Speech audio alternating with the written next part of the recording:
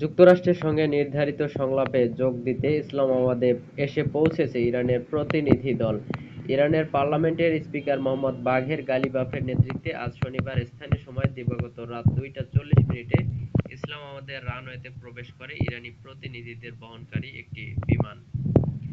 গালিবাফের নেতৃত্বাধীন এই দলটিতে রয়েছেন ইরানের পররাষ্ট্রমন্ত্রী সৈয়দ আব্বাস আরাগচি, কেন্দ্রীয় ব্যাংকের গভর্নর আবদোল নাসের হেম্মাতি, ইরানের সর্বোচ্চ নিরাপত্তা সংস্থা সুপ্রিম ন্যাশনাল ডিফেন্স কাউন্সিলের সচিব আলী আকবর আহমদিয়ান, উপ-পররাষ্ট্রমন্ত্রী কেজেম ঘারিবাবাদি, পররাষ্ট্র মন্ত্রণালয়ের মুখপাত্র ইসমাইল বাঘাই সহ মোট ৭১ জন কর্মকর্তা।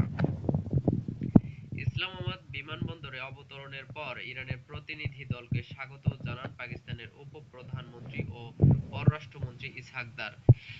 জাতীয় পরিষদের স্পিকার সওদার আল-সাদিক, চিফ অব ডিফেন্স ফোর্সেস ও সেনাপ্রধান ফিল্ড মার্শাল আসিম মুনির এবং স্বরাষ্ট্রমন্ত্রী মহসিন নাকভি। এক বিবৃতিতে পাকিস্তানের পররাষ্ট্র মন্ত্রণালয় জানিয়েছে, ইরানের প্রতিনিধি